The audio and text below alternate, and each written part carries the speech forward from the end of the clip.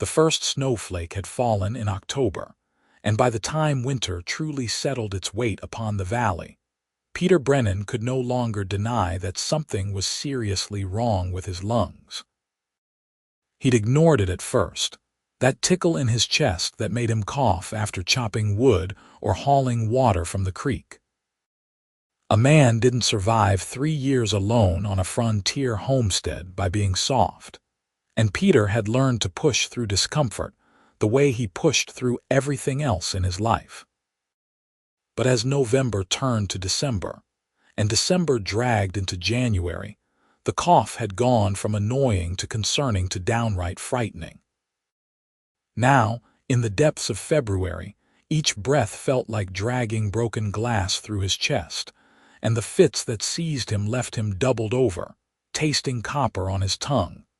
The nearest town was Millbrook, a full day's ride south when the weather was good. In winter, with snow piled waist-high and more falling almost daily, it might as well have been on the moon. Peter had made the trip once in late December, before the worst of the storms hit, and the doctor there had given him some vile-tasting syrup that did absolutely nothing.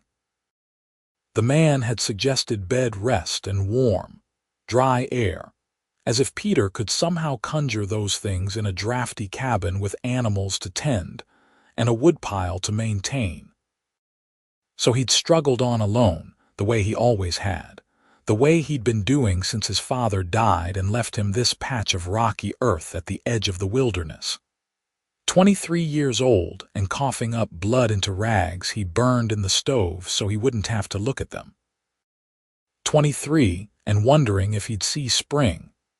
It was on one of those endless gray afternoons, with wind howling around the cabin, and Peter slumped in his only chair trying to catch his breath after another coughing fit, that he heard the sound outside.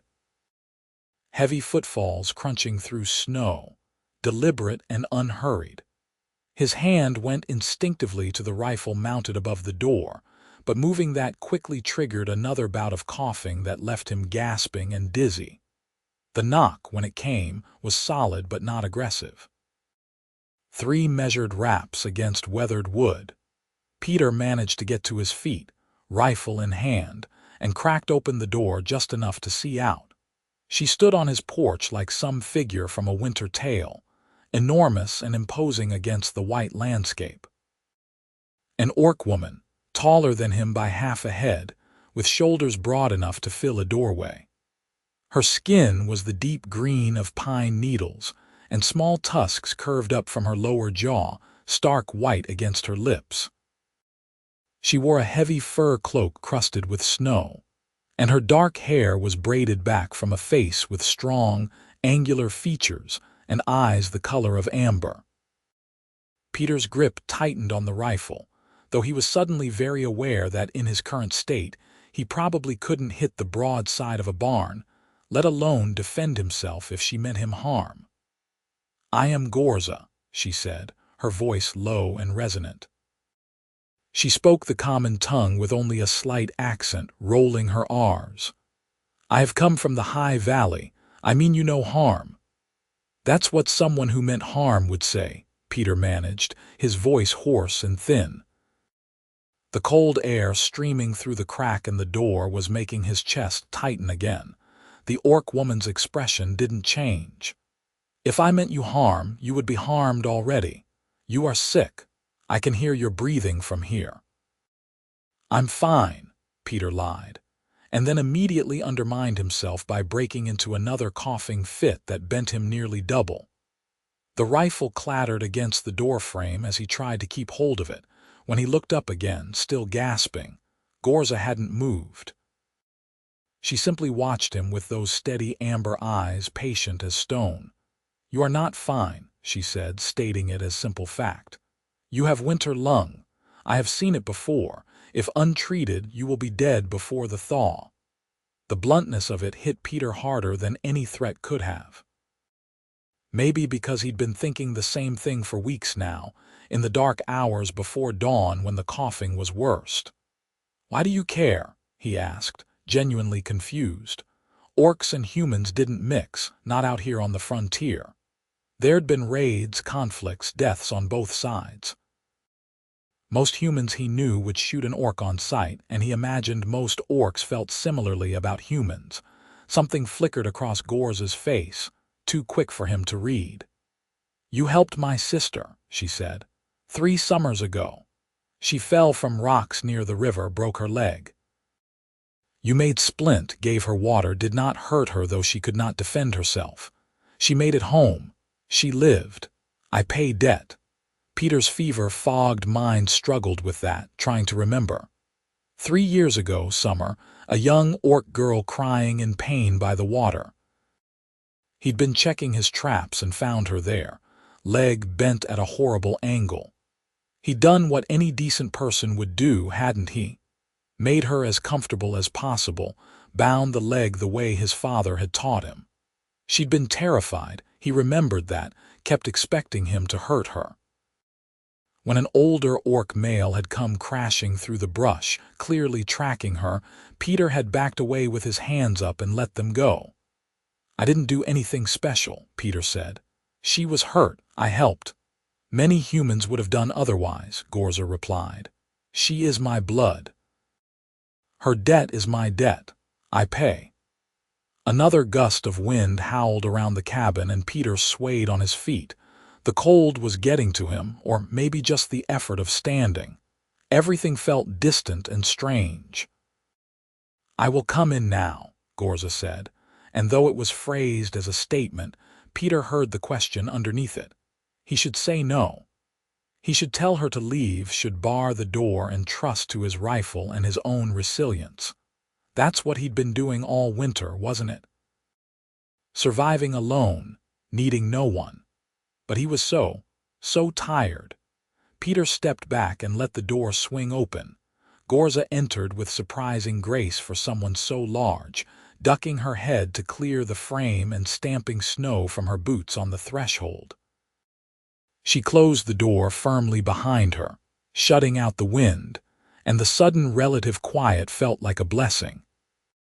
She looked around the cabin with a critical eye, taking in the meager furnishings, the low fire in the stove, the pile of blankets on the narrow bed where Peter had been spending most of his time lately. Her nose wrinkled slightly. "You have no proper medicine," she said. It wasn't a question. "Had some. Didn't work." Peter made his way back to the chair and collapsed into it, exhausted from the brief conversation. "Doctor in town's a quack. Human doctors do not know winter lung," Gorza said dismissively. She shrugged off her heavy cloak, revealing layers of wool and leather beneath, practical clothing that spoke of life in harsh conditions. "It is sickness of the high places, the cold valleys. My people know it well. We have remedy." "Then why'd you walk all the way down here?" Peter asked. "Could have just sent the recipe or something." Gorza was silent for a moment, moving to the stove to warm her hands. In the dim interior light, her green skin seemed to glow faintly, and Peter noticed details he'd missed before. A scar across her left eyebrow, the calluses on her palms, the way she moved with the careful economy of someone used to tight spaces and long winters. "The remedy must be prepared correctly," she said finally. "Ingredients must be gathered fresh, combined in proper order, brewed at correct temperature. And—" she paused, seeming to choose her words carefully. "I could not trust that you would accept help from orc if not face to face. Could not trust another to make the journey, so I came myself." "How far?" Peter asked. 6 miles from my clan's winter camp. 11 miles from my own dwelling, but I was visiting for midwinter gathering when I learned you were sick. 6 miles, in this weather, for someone you don't even know." Gorza turned to face him fully, and there was something fierce in her expression. "My sister knows you. That is enough. Clan debts are sacred. I will not let you die when I have means to prevent it." The certainty in her voice should have been reassuring, but Peter found himself unnerved by it. He didn't like owing anyone anything, had gotten used to handling everything himself. The thought of being indebted to an orc, of all things, sat uncomfortably in his gut. But then his chest seized up again, and he spent the next minute coughing so hard he saw stars, and by the time he could breathe again there was fresh blood on the rag he'd grabbed. When he looked up, Gorza was watching him with an expression he couldn't quite read. "How long has there been blood?" She asked quietly. 2 weeks, maybe 3. She made a sound low in her throat, something between concern and frustration. "It is further along than I hoped. The remedy will still work, but you must rest completely. No chores, no exertion. You will listen to me, yes?" Peter wanted to argue, wanted to assert his independence and his capability. But he was so damn tired, and there was something strangely compelling about having someone else take charge, even if that someone was an orc woman who'd appeared out of a snowstorm. "Yeah," he said softly. "I'll listen." Gorza nodded once, satisfied. "Good, then we begin. I will need to go back out, gather what I need. You have trees here, pine and birch, yes? Both, lots of both. And do you have—" She paused, clearly searching for the word. "Root vegetables, things that grow under earth." "Got some carrots and turnips in the root cellar, potatoes too." "That will do. I need also honey if you have it." Peter gestured weakly toward a shelf near the stove. "Got about half a jar left, was saving it for—" He trailed off. "For what?" "For some special occasion that would never come. For a future he might not see." "It will be used for good purpose," Gorza said, moving to examine the jar. She pulled it down, held it up to the light, seemed satisfied. "I will be gone perhaps 2 hours. I must gather bark, certain moss, other things. You will keep the fire going, stay warm, yes?" "Don't have much choice," Peter admitted. "Can't really do much else these days." Something softened in Gorza's expression, just slightly. "You have survived winter this long alone. That is strength. But now you do not need to be alone. I am here. I will help."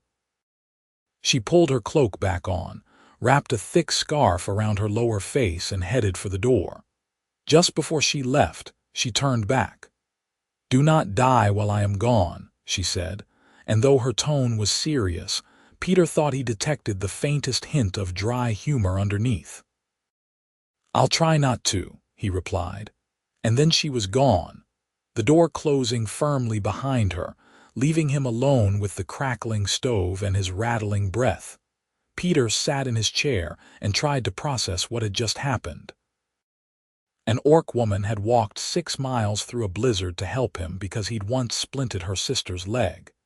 She was currently out in the freezing wilderness gathering ingredients for some kind of clan remedy that might save his life. It was absurd. It was impossible. It was really happening. He must have dozed off, because the next thing he knew the door was opening again and Gorza was stamping snow off her boots, her arms laden with what looked like half a forest. She kicked the door shut behind her and moved to the table, dumping her collection with careful precision. "I found everything needed," she announced, unwinding her scarf and letting it hang loose around her neck. Her cheeks were flushed darker green from the cold, and her breath misted in the still, chilly air of the cabin. "Now we prepare." Peter watched from his chair as she worked, unable to do much else. She moved with efficient purpose, pulling a knife from her belt to strip bark from branches in long, careful curls. The bark went into his largest pot, which she filled with water from the bucket and set on the stove to heat. Next came something that looked like gray-green moss, which she crumbled between her fingers, and strange, twisted roots she'd clearly dug from frozen ground. "What is all that?" Peter asked, fascinated despite himself. "White pine bark," Gorza said, not looking up from her work. "For clearing the chest. Lungwort moss for healing tissue. Bloodroot for strength." She continued adding ingredients, naming each one.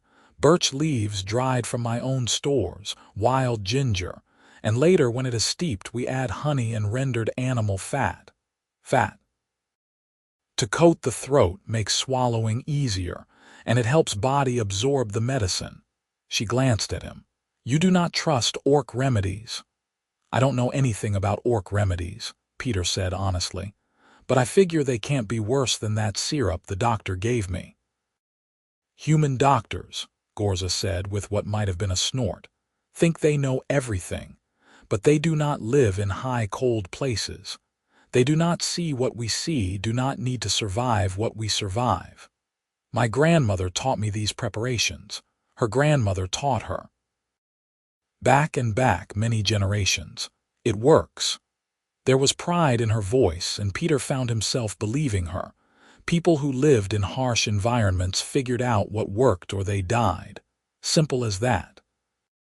The cabin began to fill with a strong, not unpleasant smell as the mixture on the stove started to simmer. Gorza monitored it carefully, adjusting the temperature, occasionally stirring with a long wooden spoon. While she worked, Peter studied her. She was probably around his age, maybe a year or two older. Her hands were scarred from work and weather, capable hands that moved with confidence. Despite her size and obvious strength, she wasn't clumsy or rough. Every movement was deliberate and controlled, the product of discipline and practice.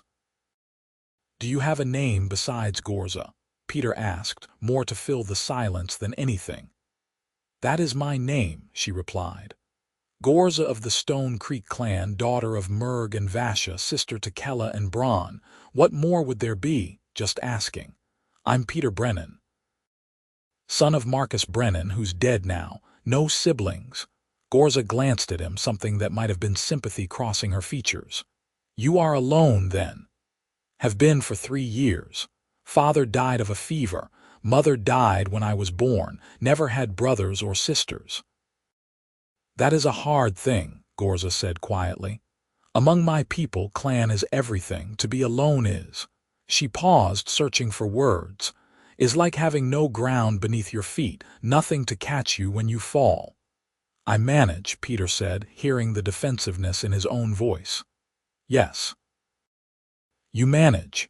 Gorza turned back to her brewing, stirring slowly. You manage yourself nearly to death, alone in your cabin, too stubborn to ask for help. Wasn't anyone to ask, Peter pointed out. Was there not? Gorza raised an eyebrow. There is town to the south, yes. Neighbors, perhaps within a day's travel. Peter shifted uncomfortably.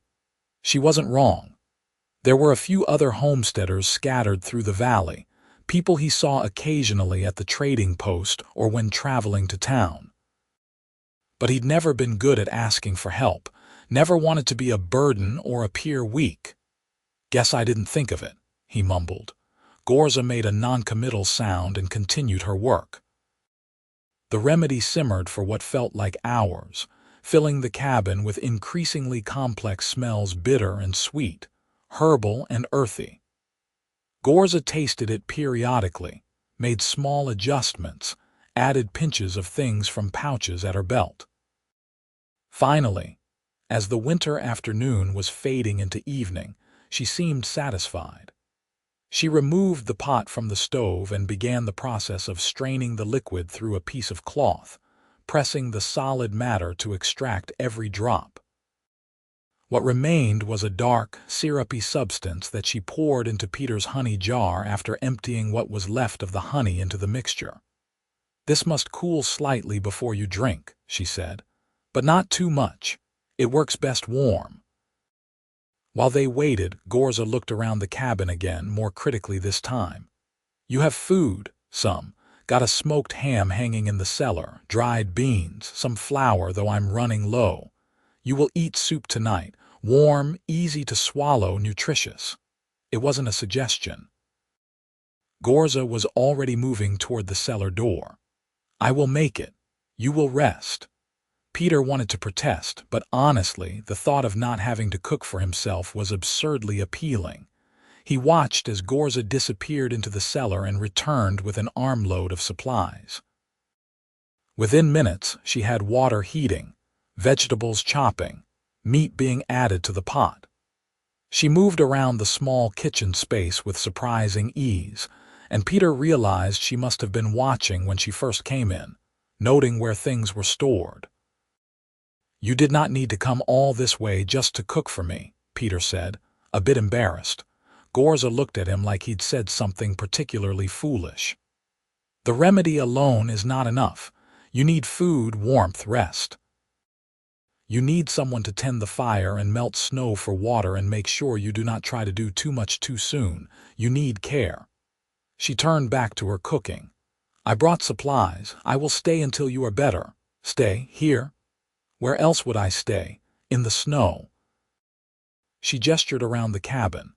"This place is small but adequate. I will sleep on floor near the fire. You will have the bed. It is decided." "Now wait just a minute. No." Gorza's voice was firm. "You wait, you listen. You are sick, badly sick. You have no one else. I am here. I will help." "This is not negotiable." Peter stared at her, somewhere between offended and touched. No one had taken care of him since his father died. He'd forgotten what it felt like to have someone else making decisions, taking charge, insisting on his welfare. "Why?" he asked, the question coming out more vulnerable than he'd intended. "I mean, I understand about the debt, but this is a lot. Why go to all this trouble for someone you don't even know?" Gorza was quiet for a long moment, stirring the soup with steady, rhythmic motions. When she finally spoke, her voice was softer than before. "When my sister came home that day, she could not stop talking about the human who helped her. She was so surprised, so confused. All her life she had been taught that humans were cruel, that they would hurt her if given chance. But you did not hurt her. You were gentle. You gave her water though you had little. You made sure she could signal our father before you left so she would not be alone." Gorza glanced at him. "She said you sang to her while you worked to keep her calm. Silly human song about a frog." Peter felt his face heat. He'd forgotten that part, the way he'd fallen back on one of his mother's old lullabies to distract the poor kid from her pain. "It was all I could think of," he muttered. "It mattered," Gorza said simply. "She was 8 years old and terrified and in pain, and a human sang to her. That changed something in her, in how she sees the world, changed something in our family too. My father told the story to clan elders. It made them think, perhaps, that not all humans are enemies. Small thing, maybe, but important." She ladled soup into a bowl and brought it to him, pressing it into his hands. The warmth felt good against his palms. "So yes," she continued, "there is debt. But also there is hope that if I help you, if I show same kindness you showed Kella, maybe it means something. Maybe it changes something, even if only between two people." Peter looked down at the soup, throat tight with more than just sickness. He couldn't remember the last time anyone had done something like this for him, had cared whether he lived or died. "Thank you," he said quietly. Gorza nodded once, then went to get the jar of remedy. "Drink the soup first, then medicine, then you sleep." He obeyed, too weary to do anything else. The soup was good, better than anything he'd made himself in months, rich with the flavor of herbs he didn't recognize. The medicine that followed was bitter and thick, coating his throat in a way that was initially unpleasant, but then oddly soothing. True to Gorza's word, it went down easier than the doctor's syrup had, leaving a warm trail down into his chest. "You will cough more at first," Gorza warned as she helped him into bed. "The remedy loosens what is stuck in the lungs. This is good but not comfortable. I will be here if you need anything." Peter wanted to say something else, wanted to express the strange gratitude and confusion and relief swirling through him. But exhaustion was crashing over him like a wave, and the bed felt softer than it had in weeks. The last thing he saw before sleep took him was Gorza settling herself by the stove, wrapped in her cloak, her amber eyes reflecting the firelight.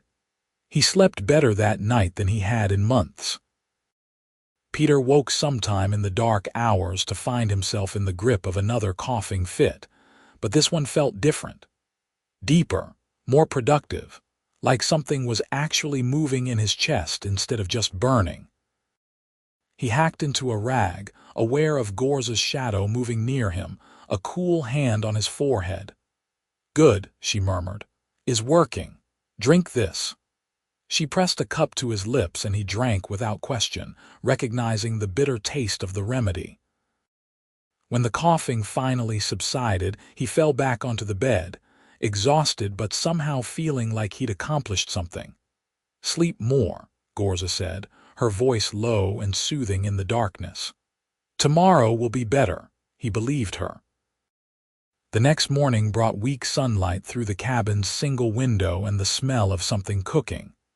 Peter woke slowly, aware that his chest felt different, still tight, still sore, but clearer somehow, like he could actually get a full breath for the first time in weeks. Gorza was at the stove cooking what looked like some kind of porridge. She turned when she heard him stirring. "You are awake. Good. How do you feel?" "Better," Peter said, and was surprised to find it was true. "Chest hurts, but different. Like a good hurt, if that makes sense." "It makes sense. The remedy is breaking up the sickness. Today you will cough much, drink much medicine and water, eat good food and rest. Tomorrow will be better still." She brought him a bowl of porridge sweetened with the last of his honey, and Peter ate slowly, savoring the warmth and the simple fact that food didn't trigger an immediate coughing fit. "Did you sleep?" he asked between bites. "Enough. I am used to hard conditions." Gorza sat in the chair, her own bowl in hand. "I will need to go out later, gather more ingredients. The medicine must be taken 3 times daily for at least a week, possibly 2. 2 weeks. You're planning to stay for 2 weeks, as long as necessary." She met his gaze steadily. "Unless you wish me to go," did he? Peter examined his feelings carefully. Having someone else in his space making decisions, taking care of him, it should have chafed. He'd been independent for so long. But instead, he found the presence oddly comforting. The cabin felt less empty, less like a prison he was dying in and more like an actual home. "No," he said finally. "You can stay, if you want to." Something that might have been a smile tugged at the corner of Gorza's mouth, barely visible past her tusks. "I want to, until you are well." They fell into a routine over the next few days. Gorza would wake early, tend the fire, prepare breakfast. She'd give Peter his morning dose of medicine, then head out into the snow to check his small herd of goats and chickens, make sure they had food and water. She'd gather more ingredients for the remedy, chop wood, haul water from the creek. All the tasks Peter had been struggling to keep up with, she handled with methodical efficiency. Peter, for his part, followed her instructions and rested. It was harder than it sounded. He was used to being active, to working from dawn until dark just to keep the homestead running. Sitting still felt wrong, like giving up.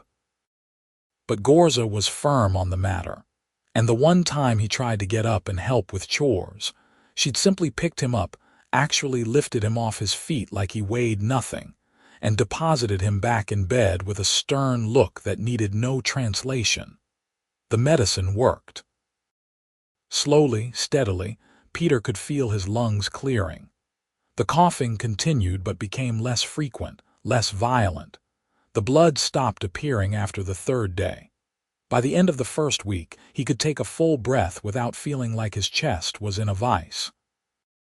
As his health improved, Peter found himself able to actually talk with Gorza beyond just health updates. They had long conversations during the short winter days, sharing stories to pass the time. "Tell me about your clan," Peter said one afternoon as snow fell heavily outside. "You mentioned Stone Creek. Where is that?" Gorza was working on some kind of repair to her boots, her large hands moving with surprising delicacy as she stitched leather. "In the high valleys, north and west from here, 10 miles perhaps through the pass. Our territory covers perhaps 30 square miles. We are not a large clan, maybe 50 individuals. We live in the old way, moving with seasons, high valleys in summer, lower caves in winter. Caves, stone chambers carved by water and time, very old, warm in winter, cool in summer. We improve them over generations, make them comfortable. You would be surprised. She glanced at him. Humans think orcs live in filth like animals. Not true. I don't think that, Peter said. You might be only human who does not. There was no bitterness in her voice, just statement of fact. Most humans we encounter treat us as monsters. It is why the clans stay separate, stay hidden. Easier that way. You have family there. Besides your sister, Gorza's expression softened slightly. My mother and father both still living, strong, healthy. My sister Kella, who you helped, she is 16 now, nearly grown. My brother Bron is 12. Wild boy, always climbing things, getting into trouble. She smiled, just barely. I have aunts, uncles, cousins. The clan elder is my mother's father. We are close, my family. When I am away too long, I miss them. Away? I do not live in the clan caves now. I have my own dwelling, a few hours' walk from the main camp. I prefer the solitude, the independence. But I visit often, especially in winter when the work is less. Peter understood that impulse, the desire for independence balanced against the need for connection. Don't you get lonely? Gorza considered the question seriously. Sometimes. But I have never been good at following all the rules, all the traditions. The elders, they are set in the old ways. They say orcs should not interact with humans beyond trade, should not trust humans, should not care what happens to humans. I cannot accept that. Too rigid, too closed. She tied off her stitching with a firm knot. So I live apart, close enough to be clan, far enough to be myself. You're a rebel, Peter said, amused. Perhaps. Gorza set aside her boots and stood to check the remedy simmering on the stove. Among my people, I am considered strange, difficult, too curious about human ways. Some say I have dishonored myself by being here, caring for you. If the elders knew, there would be consequences. That sobered Peter quickly. Will you get in trouble for this? Possibly. I did not ask permission, I simply came. She stirred the pot, not looking at him. But the debt was mine to fulfill, and I could not let you die. So I will accept whatever consequences come. The casual way, she said it, the simple acceptance that she might face punishment for helping him, hit Peter hard. She'd risked her standing in her community, possibly her place in her family, to walk 6 miles through a blizzard and nurse a stranger back to health. I'm sorry, he said quietly. I don't want you to suffer because of me. Gorza turned to face him, and her expression was fierce. I made my choice with open eyes. I do not regret it. I will never regret it. She paused, then added more softly, You matter, Peter Brennan, whether my elders believe that or not. Something in Peter's chest tightened, and it had nothing to do with his illness. He looked at this orc woman, this strong, stubborn, impossibly kind person, and felt something shift inside him. Not just gratitude, though there was plenty of that. Something more complex, more dangerous. He cared what happened to her. Cared that she might face consequences for helping him. Wanted to protect her the way she'd protected him, even though she was twice as capable of taking care of herself. You matter too, he said, meeting her amber gaze. Just so you know. Gorza held his eyes for a long moment, and something unspoken passed between them. Then she turned back to the stove, but Peter thought her shoulders looked a little less tense. The days continued to pass. The storm outside broke and was replaced by cold, clear weather that left the world buried under feet of pristine snow. Peter's strength returned gradually but steadily. By the 10th day, he could walk around the cabin without getting winded. By the 12th, he insisted on helping with small chores despite Gorza's protests. You should rest more, she argued as Peter pulled on his coat. The sickness could return if you push too hard. I've been resting for almost 2 weeks. I'm going crazy just sitting here. Peter wrapped a scarf around his neck. I'll just check on the animals with you, get some fresh air. I promise not to overdo it. Gorza looked skeptical but didn't physically restrain him this time, which Peter took as progress. Outside, the world was blindingly bright with reflected sunlight on snow. Peter had to squint against it as he followed Gorza's packed trail to the small barn where he kept his goats and chickens. The cold air bit at his lungs, but in a good way, clean and sharp after so many days breathing only cabin air. "It is beautiful," Gorza said, pausing to look out over the snow-covered valley. "The winter here, different from the high valleys, but beautiful. You think so?" "I mostly just find it cold and difficult." But Peter followed her gaze and tried to see it the way she did. The way the snow softened all the harsh edges of the landscape, the deep quiet broken only by wind and the occasional call of a crow. The sense of being in a world paused, holding its breath between seasons. "It is both," Gorza said. "Cold and difficult and beautiful. These things can exist together." They checked the animals, who were healthy and content thanks to Gorza's diligent care. Peter felt a pang of guilt seeing how well everything had been maintained, realizing how badly he'd been failing at basic tasks before she'd arrived. "They like you," he observed as the goats crowded around Gorza, butting their heads against her legs in greeting. "Animals are honest," Gorza replied, scratching one behind the ears. "They do not care that I am orc. They care only that I bring food and am gentle with them. Most people would care more about the food than the gentle part. Then most people are fools." Gorza straightened up, brushing hay from her hands. "Kindness costs nothing and gains much. This is true with animals, with people, with everything." They walked back to the cabin together, Peter's legs tired but in a satisfying way rather than the trembling weakness of illness. He felt almost normal, almost like himself again. It was a strange realization that he could so easily have died, would have died, if not for the intervention of someone he'd never expected to meet. That evening, as they shared another meal, Gorza's cooking had become a highlight of Peter's days. He tried to put those thoughts into words. "I've been thinking," he said, pushing stew around his bowl, "about what happens when I'm fully recovered." Gorza looked up from her own meal, expression neutral. "What about it? You'll go back to your clan, back to your life, and I'll be here and we'll probably never see each other again." The thought bothered him more than it should. Seems strange after all this. Does it need to be that way?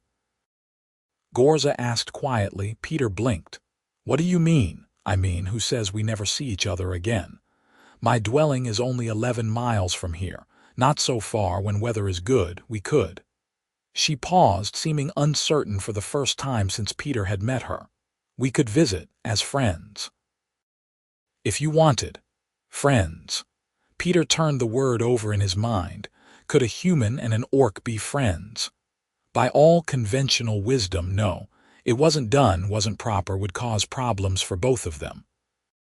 But conventional wisdom also said to leave injured orc children where they fell, and Peter had never been good at that kind of wisdom. "I'd like that," he said, and meant it with an intensity that surprised him. "I'd like that a lot." Something in Gorza's expression lightened, a tension easing that he hadn't even realized she was carrying. "Good. Then we will. When spring comes and the pass is clear, I will show you Stone Creek Valley. It is very beautiful. You would like it." They talked late into the night, making tentative plans for after winter, for when Peter was fully recovered and the world had thawed. Gorza told him about the summer lands where her clan grazed their animals, the hidden lakes where the fishing was excellent, the old ruins deeper in the mountains that no one understood but everyone respected. Peter talked about his hopes to expand the farm, maybe get some sheep, plant a bigger garden. Small dreams, but they felt bigger sharing them with someone who listened like it mattered. It was only later, lying in bed while Gorza slept by the fire, that Peter acknowledged to himself what was really happening. He wasn't just grateful to her. He wasn't just planning friendship with her, he was falling for her. It was absurd, impossible, completely impractical. They were different species, from different cultures, facing prejudice from both their communities. There was no future in it, no way it could work. But his heart, apparently, didn't care about any of that. His heart only knew that Gorza was strong and kind and funny in her dry way. That she'd saved his life and asked nothing in return. That she looked at him like he was worth something, worth the risk and the effort and the miles walked through snow. Peter rolled over, pressing his face into his pillow, and tried not to think about what would happen when she left. The next day brought the first real warmth in weeks, a false spring day where the sun had actual heat to it, and the snow began to drip from the eaves. Peter was taking his afternoon dose of medicine. The taste had become familiar, almost comforting, when Gorza announced she needed to return to clan territory. Peter's heart sank. "Now?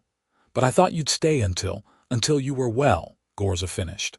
"And you are well. Nearly back to full strength. You do not need me anymore." She was packing her things as she spoke, rolling up her blankets, tucking away the pouches and tools she'd brought. "Wait." Peter set down the medicine jar and stood, suddenly desperate. "You don't have to leave yet." "I mean, you've been here 2 weeks. Surely a few more days won't. I have been away from my responsibilities too long already," Gorza said, not meeting his eyes. "I have animals of my own to tend, a dwelling to check, and the clan gathering will be ending soon. I should be there for the closing ceremonies." "Right, of course, your life. I didn't mean—" Peter ran a hand through his hair, frustrated with himself. What did he expect? That she'd just stay forever, playing house with him in his cabin? She had her own life, her own people. The fact that she'd put that on hold for 2 weeks was already more than he had any right to expect. Gorza finally looked at him, and there was something complicated in her expression. "You will continue the medicine for another 3 days, yes, even after I am gone. The full course must be completed, yes, and you will not overexert yourself. Gradual return to normal activities, I promise. And you will eat properly, keep the cabin warm, not be stupid about your health. Gorza." Peter stepped closer to her, close enough that he had to tilt his head back slightly to meet her eyes. "I'll be fine. Thanks to you, I'll be fine." She reached out, hesitated, then placed one large hand on his shoulder. The weight of it was warm and solid and felt like an anchor. "I know you will be fine. You are strong, Peter Brennan. Stronger than you think." "Strong enough to walk you part way back?" he asked impulsively. "I know I can't make the whole trip, but I could at least see you to the edge of the valley. Make sure you get off safely."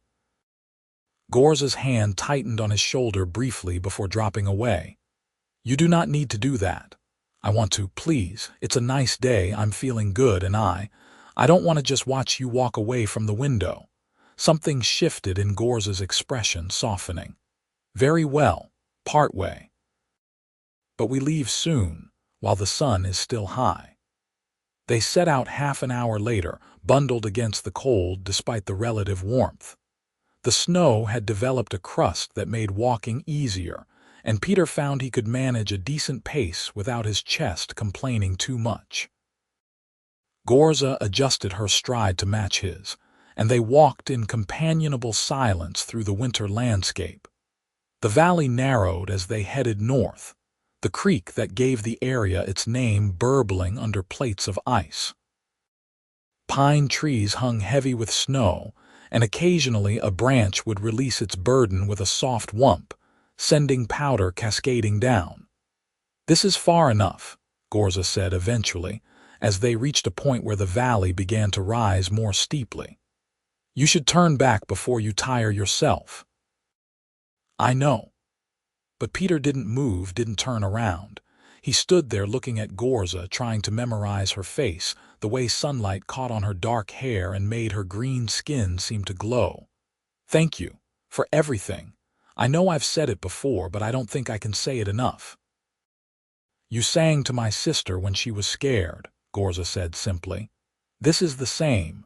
We help because we can, because it is right. No thanks needed. I'm still going to thank you. Gorza smiled, really smiled, not just the faint curve of lips Peter had seen before. It transformed her face, made her look younger and more open. Then I accept your thanks, and I give you my respect. You survived winter alone longer than most could. You should be proud. I survived because you wouldn't let me die. Perhaps we kept each other alive then. Perhaps that is the truth. They stood there for a moment longer, neither wanting to be the first to break away. Peter's hand twitched with the urge to reach out, to touch her one more time, to make some gesture that would convey all the things he couldn't say. But he kept his arms at his sides because what right did he have? She'd fulfilled her debt and then some. Whatever else he might feel was his problem, not hers. Spring, Gorza said finally. When spring comes, I will visit, I promise. I'll be here, Peter said. Not going anywhere, good. Be well, Peter Brennan. You too. Be safe, Gorza of Stone Creek. She turned and started up the slope, moving with the easy efficiency of someone used to difficult terrain. Peter watched until she disappeared around a bend, and then he stood there a while longer, just in case she looked back. She didn't. The walk back to the cabin felt longer and lonelier than the walk out. Peter tried to tell himself it was good that she'd gone, that he needed to get back to normal life, that this was always how it was going to end. But the cabin, when he pushed open the door, felt emptier than it had before Gorza arrived. Not just empty of her presence, but empty of something essential, some warmth that had nothing to do with the fire. He made himself dinner from Gorza's soup pot. She'd made a huge batch that morning, enough to last him days. He took his evening medicine and tended the fire and went through all the routines she'd established. And he tried very hard not to think about the fact that spring was months away, and a lot could happen in months. The next weeks were strange for Peter. His health continued to improve until he was fully recovered, able to handle all his chores without difficulty. The medicine ran out and he didn't need more. The weather began the slow, fitful process of turning toward spring, with warm days followed by cold snaps, snow melting and refreezing in cycles. He should have been happy. He was alive, healthy, and the homestead had survived another winter. But he felt restless and unsettled in a way he never had before. The solitude that had once felt comfortable now felt oppressive. He caught himself listening for footsteps that never came, setting out 2 bowls before remembering he was eating alone. Peter threw himself into work, preparing for spring planting, repairing winter damage, tapping maple trees for syrup. He made the trip to Millbrook once the roads cleared enough, selling pelts and buying supplies. The doctor there was amazed at his recovery. Whatever that orc gave you must have been powerful medicine, the man said, shaking his head.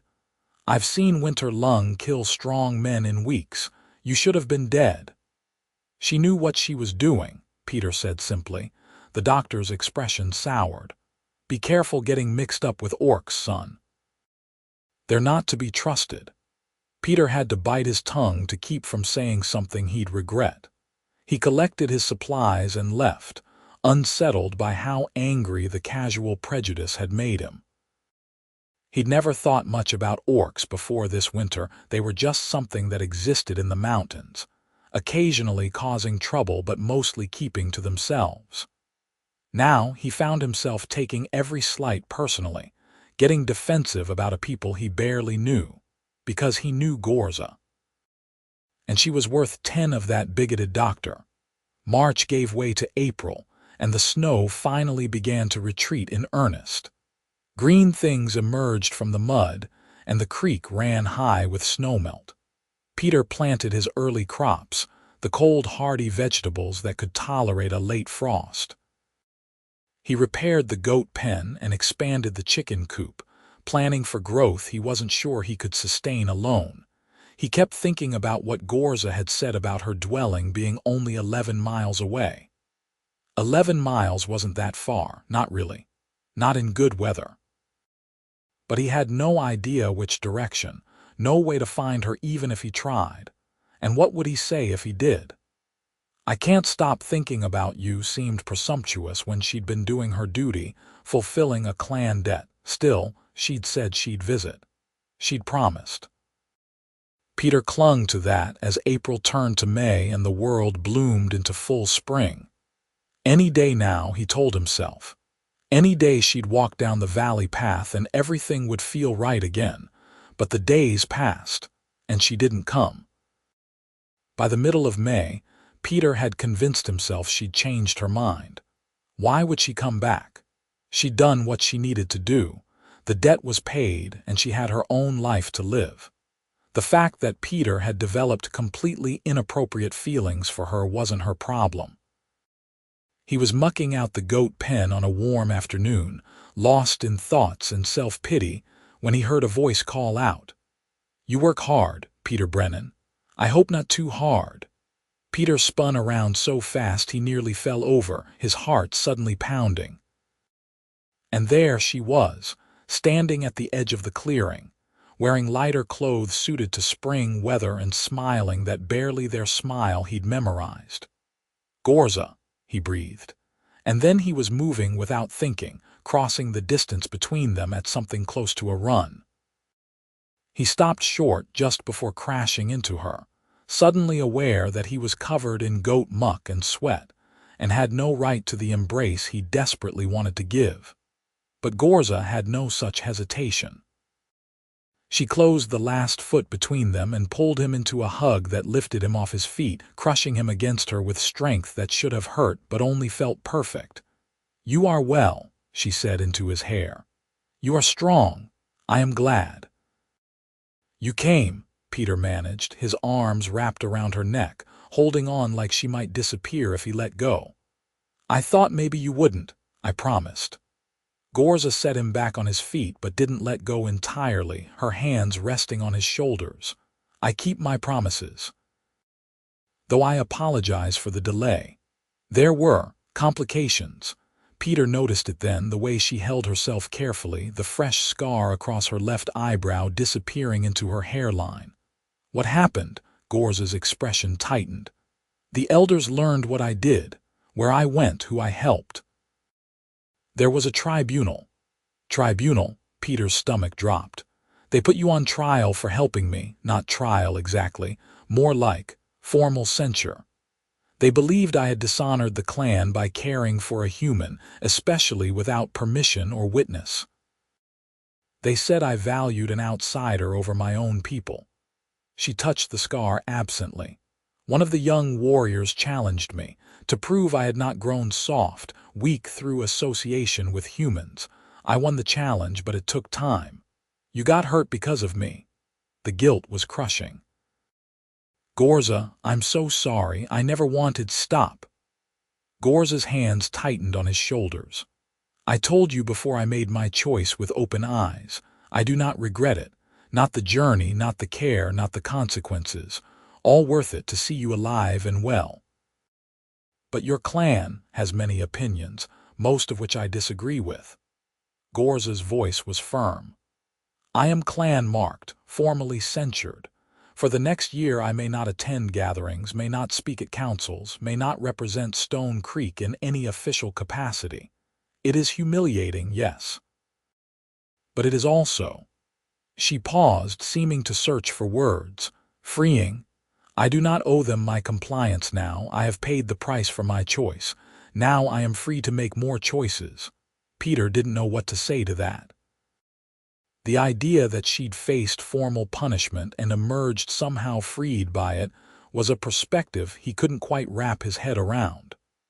"I am sorry I was delayed," Gorza continued. I wanted to come sooner, but I had to see the censure through properly, had to settle matters with my family. My mother was angry, but my father understood. Kella. She smiled. Kella says she is glad someone finally stood up to the elders' stubbornness. She gave me a gift to bring to you. Gorza reached into the pack she'd been carrying and pulled out something wrapped in cloth. Peter unwrapped it to find a beautifully carved wooden figure, a stylized goat, every detail precise and loving. She made it herself, Gorza said, to thank you again for her leg. She carves all winter, has great talent. That is her finest work. Peter held the carving carefully, throat tight with emotion. Tell her I love it. Tell her I'm honored. You can tell her yourself. She wishes to meet you again properly this time, as does my brother. They have many questions about humans. Gorza paused, then added more softly, they wonder if there can be friendship between our peoples. I told them yes, I have proof. Is that what we are? Peter asked, needing to hear it clearly. Friends. Gorza looked at him for a long moment, and there was something in her amber eyes that made his breath catch. I spent the winter thinking of you, she said quietly, wondering if you were well, if you were lonely, if you thought of me.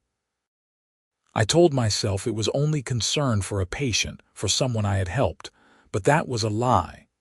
Gorza, let me finish. She took a breath. Among my people we have a saying, the heart knows before the mind admits. I did not understand it until now. My heart knew the moment I saw you again, alive and strong and covered in goat manure. The corners of her mouth quirked. I did not walk 6 miles through snow and face clan censure for duty alone. I did it because I could not bear the thought of a world without you in it. Peter felt like all the air had been knocked from his lungs. You care about me specifically, not just as debt or obligation. Yes. Gorza's hand slid from his shoulders to his arms, holding him gently. I care specifically, deeply, inappropriately. I care in a way that will cause more trouble, earn more censure, make life more difficult. She met his eyes steadily. But I have decided I do not care about difficulty. Not anymore.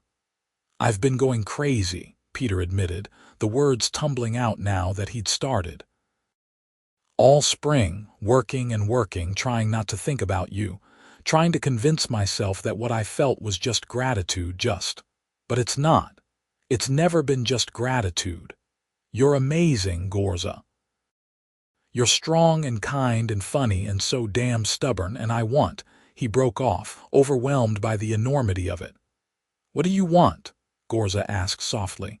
This, Peter said, and pulled her down into a kiss.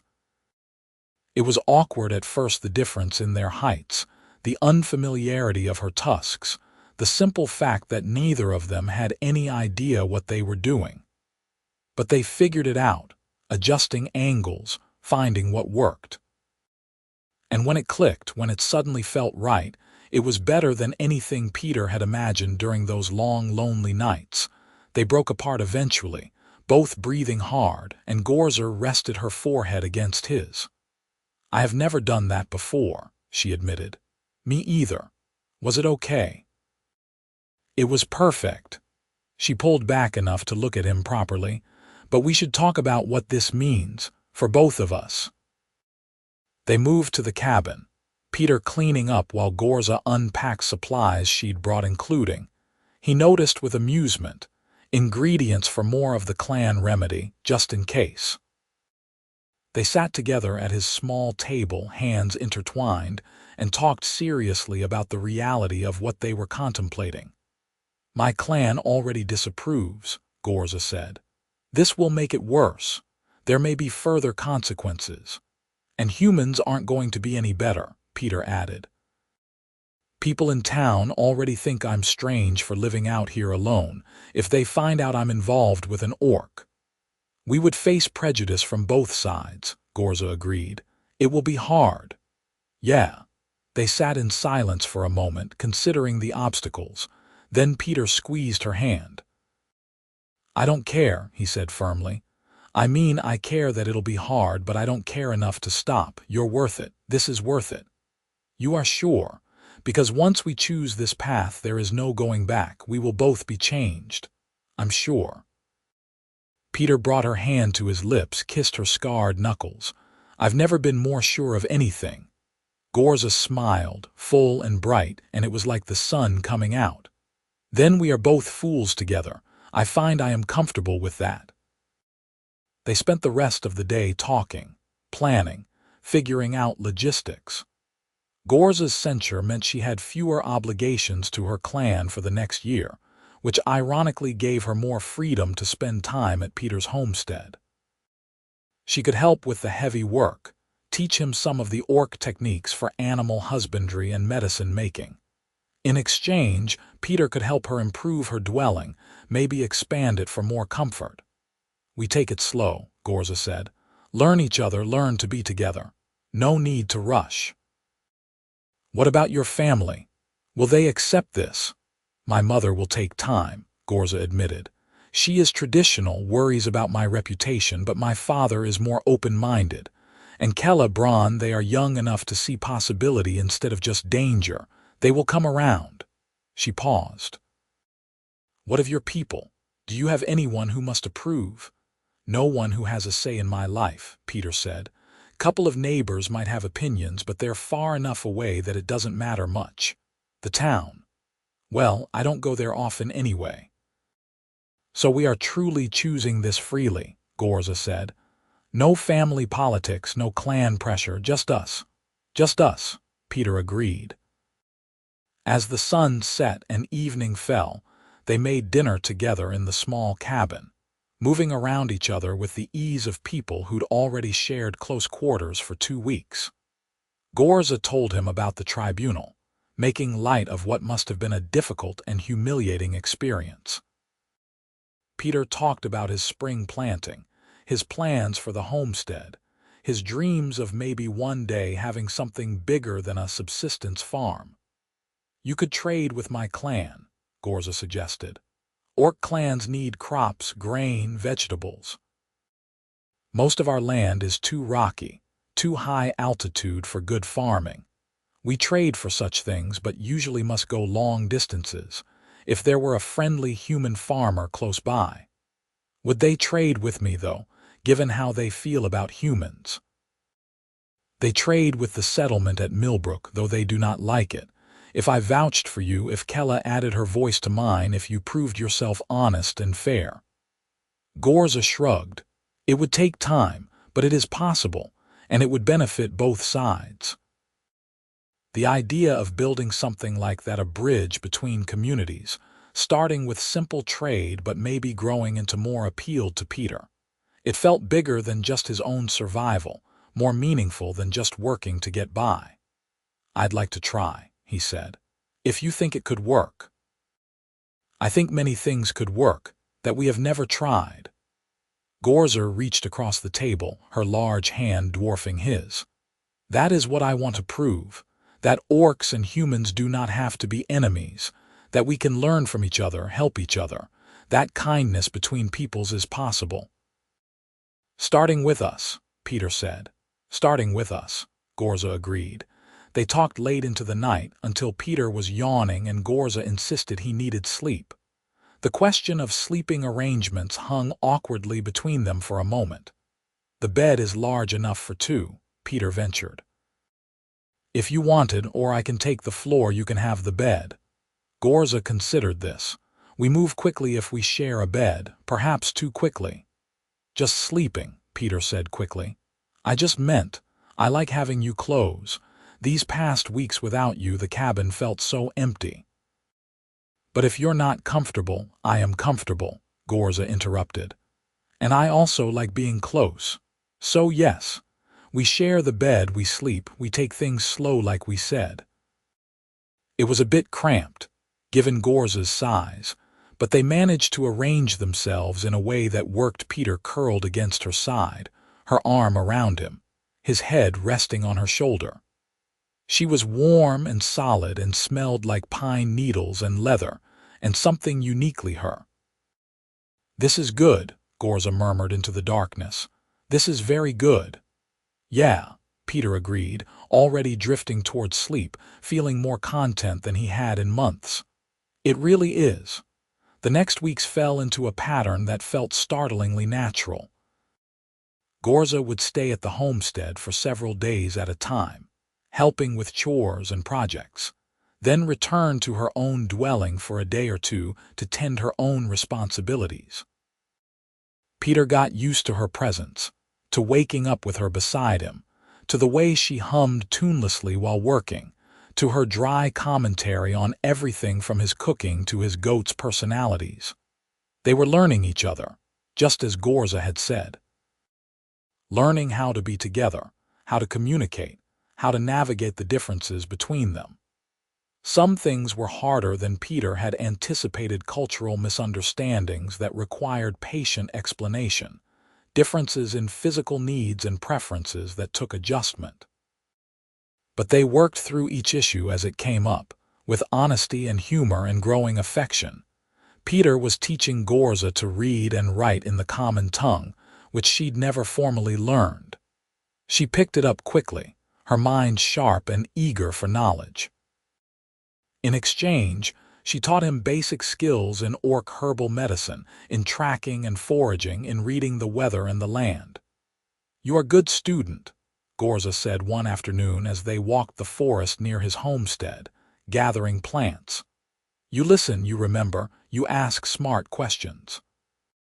"You're a good teacher," Peter replied. "Patient. My father used to just get frustrated when I didn't understand something right away. Understanding takes time. Everyone learns at own pace." Gorza knelt to examine a cluster of mushrooms, checking them carefully before harvesting a few. "Among my people, teachers are respected. To pass knowledge is sacred duty." "Do you want to be a teacher? In your clan?" Gorza was quiet for a moment. "I did, when I was younger, but the elders said I was too unconventional, too willing to question traditions. They feared I would teach wrong things to young ones." "Like what?" "Like that humans are not all enemies. Like that there might be better ways to do things than the old ways. Like that maybe orcs should not be so isolated." She stood, her gathering bag heavy with mushrooms and roots. "The elders want to preserve orc culture exactly as it is. I want culture to grow, to adapt. We disagree fundamentally. But you're still part of the clan." "Yes, because it is my clan, my blood, my people. I love them even when I disagree with them. She sighed. "I wish they could see what I see, the potential for cooperation instead of conflict." Peter took her hand, lacing their fingers together. "Maybe they will, eventually. We're proof it can work, right?" "We are proof of something," Gorza agreed. "Time will tell what that something is." As May turned to June, Peter began to notice changes in how Gorza spoke about the future. Before, everything had been tentative: "if this works. We will see, perhaps." Now her language shifted to when, to certainty, to plans that stretched out months and years ahead. "When we build the addition to your cabin," she said one evening, sketching rough plans in the dirt by the fire. "We should put it on the east side, catch morning sun, make it tall enough for me to stand without stooping." Peter looked at the sketch, heart pounding. "That's permanent. That's building for a future together." Gorza met his eyes. "Yes, do you not want that?" "I want it so much it scares me," Peter admitted. "But what about your dwelling, your independence?" "I will keep my dwelling. It is mine, it is important, but I wish to be here more than there. With you. If you want me." "Always," Peter said without hesitation. "I want you always." They kissed in the firelight, and it was easier now, familiar. They'd been taking things slow as promised, but the physical affection between them had deepened: more kissing, more casual touch, sleeping tangled together every night Gorza stayed over. Peter had never been in a relationship before, had no experience to draw on, but this felt right in a way he couldn't articulate. Like finding a piece of himself he hadn't known was missing. A few days later, Gorza announced she wanted Peter to meet her family properly. Not the whole clan, she clarified. That would be too much, too soon. But my parents, my siblings, they wish to know the human who has captured my attention so completely. Peter was terrified. What if they hate me? They will not hate you. They may be wary, skeptical, protective. But they will not hate you. Gorza cupped his face in her large hands. And if they did, which they will not, it would not change how I feel. You are mine. I am yours. That is settled. Yours, Peter repeated, liking the sound of it. Yeah, I'm yours. The journey to meet Gorza's family was 6 miles up into the high valley, following paths that Peter never would have found on his own. They set out early on a perfect June morning, the world green and lush with summer growth. Gorza led the way confidently, pointing out landmarks and telling stories about growing up in these mountains. There is where Bron fell and broke his arm, she said, indicating a steep section of trail. There is the pool where Kella learned to swim. There is the tree where I would hide when I wanted to be alone. Peter tried to imagine a younger Gorza climbing trees to escape clan politics, and it made him smile. Some things never changed. They reached Gorza's family dwelling around midday, a substantial structure of wood and stone built against a cliff face, with smoke rising from a central chimney. Before they even reached the door, it flew open and a young orc woman came running out. Gorza, you are here, and you brought him. Kella, it had to be. Kella practically bounced with excitement. She was smaller than Gorza, leaner, with the look of someone who hadn't quite finished growing. Her tusks were even smaller than her sister's, and her green skin had a lighter, almost yellow undertone. Kella, calm yourself, Gorza said, but she was smiling. Yes, I brought him. Peter, this is my sister Kella, who you met once before in less happy circumstances. Kella clasped her hands together and actually bowed slightly, a formal gesture that seemed at odds with her youthful energy. Peter Brennan, I am honored to meet you properly. I never thanked you for helping me. My words are insufficient, but please know I am grateful. You don't need to thank me, Peter said, a bit overwhelmed by her intensity. I'm just glad you recovered okay. My leg is perfect now. Look. Kella proceeded to demonstrate by hopping on one foot, then the other, then doing a little spinning jump that made Gorza sigh. She is always like this, Gorza said to Peter. Exhausting. I heard that. I am not exhausting, I am enthusiastic. Mother says there is difference. A voice from inside the dwelling called out something in the orc language, guttural and complex, nothing like common tongue. Kella's expression shifted to something more serious. Mother wants us to come inside. Father is here too. And Bron, though he is pretending not to be interested. The interior of the dwelling was larger than Peter expected, with multiple rooms opening off a central common area. A fire burned in a stone hearth, and the space was decorated with woven hangings, carved wooden figures, and bundles of drying herbs. It felt lived in and loved, a real home. 2 adult orcs waited by the fire. The male was huge, easily 7 feet tall, with iron-gray hair and scars crisscrossing his exposed arms. The female was closer to Gorza's height but broader, with silver threaded through her dark braids and an expression of stern assessment. Mother, father, Gorza said formally, switching to common tongue for Peter's benefit. This is Peter Brennan.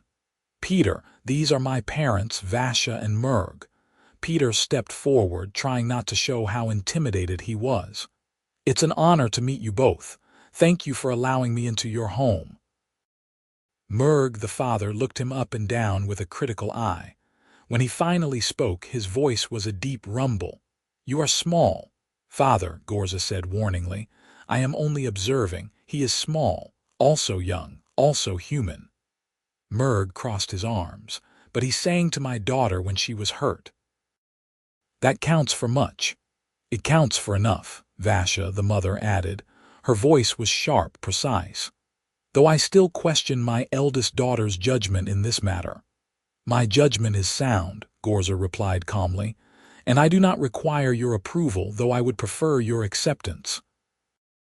"Gorza has told you she has been censured by the clan." Vasha directed this at Peter. "Yes, madam. And that further association with you may bring additional consequences." "Yes, madam. And still you pursue this relationship." Peter glanced at Gorza, who nodded slightly, encouraging him to answer honestly. He turned back to Vasha. "I care about your daughter," he said clearly, "more than I've ever cared about anyone. I don't want her to suffer because of me, but I also can't pretend we're just friends or that this is temporary. If there are consequences, we'll face them together." Vasha's expression didn't change, but something in her eyes shifted. "Pretty words. We will see if you mean them when times become difficult." "I mean them now. I'll mean them then." A voice came from the doorway leading to another room. "I like him. He stands up straight and talks back to Mother. No one talks back to Mother." A younger orc boy, Bron, obviously slouched into the room. He had Gorza's amber eyes and Murg's broad shoulders, and he was trying very hard to look unimpressed. "Bron, do not be rude," Murg said, but he sounded more amused than angry. "I am not being rude, I am being honest. He seems okay." "For a human." Bron came closer, studying Peter with undisguised curiosity. "Is it true you lived alone for 3 years? No clan, no family." "It's true," Peter confirmed. "That must have been lonely." "It was, sometimes." "But you had goats," Bron said seriously. "Goats are good company." "They are," Peter agreed, equally serious. "Very opinionated, though." Bron cracked a smile at that, and Peter felt like he'd passed some kind of test.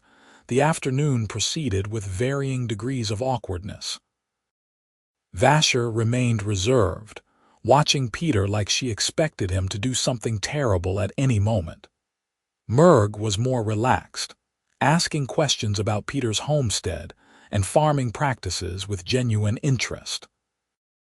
Kella was enthusiastic about everything, showing Peter her carvings and asking a million questions about human customs. Bron pretended to be too cool to care but kept hovering nearby, obviously listening to every word. They shared a meal together, some kind of roasted meat with root vegetables and flatbread, that was denser and heartier than anything Peter usually ate. The conversation flowed more easily with food to occupy hands and mouths, though Vasha still interjected pointed questions designed to test Peter's intentions. "What do you hope to gain from this relationship?" she asked at one point. "Gain," Peter repeated, confused. "Surely you want something."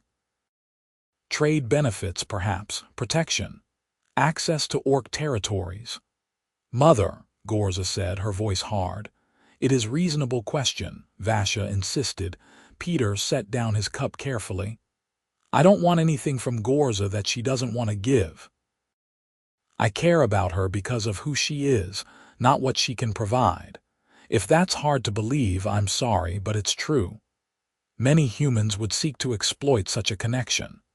Many orcs would probably do the same if situations were reversed," Peter replied. "That doesn't mean everyone's like that." "I'm not." Vasha held his gaze for a long moment, then nodded slowly. "Perhaps you are not. Time will tell."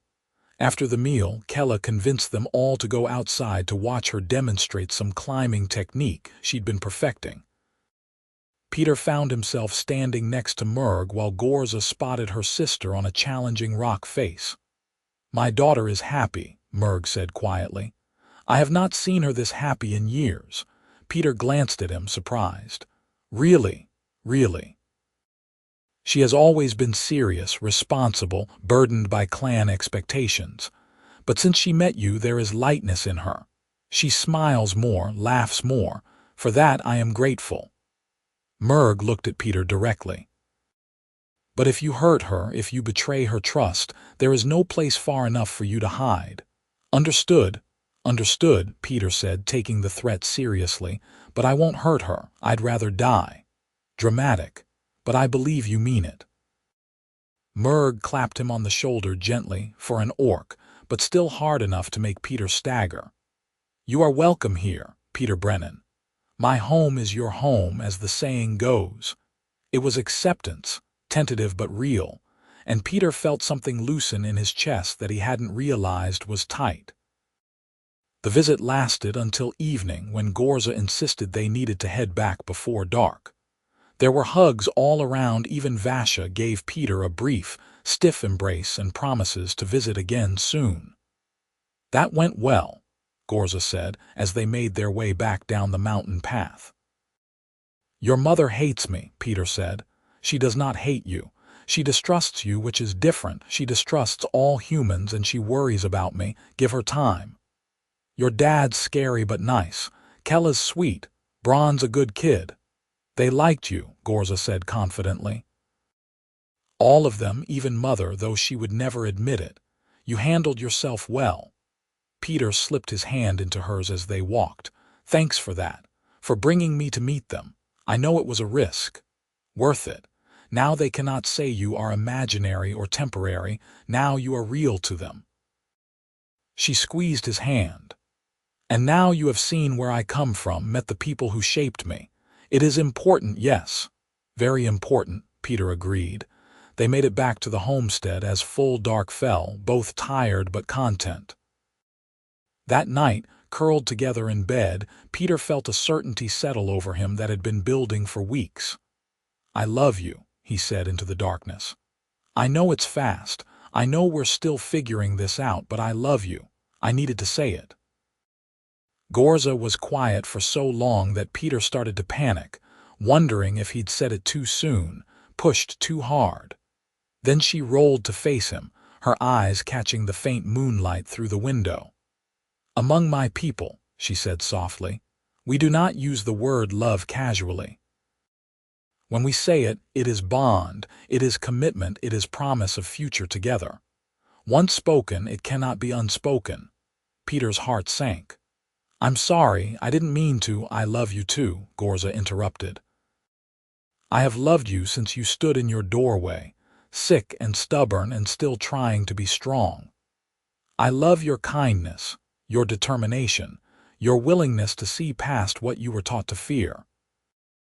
I love you, Peter Brennan, and I make you this promise: I will stand beside you, protect you, care for you, for as long as you will have me. Forever then, Peter said, tears he wasn't ashamed of sliding down his face. I'll have you forever. They sealed it with a kiss that deepened into more, exploring with hands and lips and whispered words. They'd been patient, taking things slow, but now the dam broke and they discovered each other with joy and fumbling eagerness.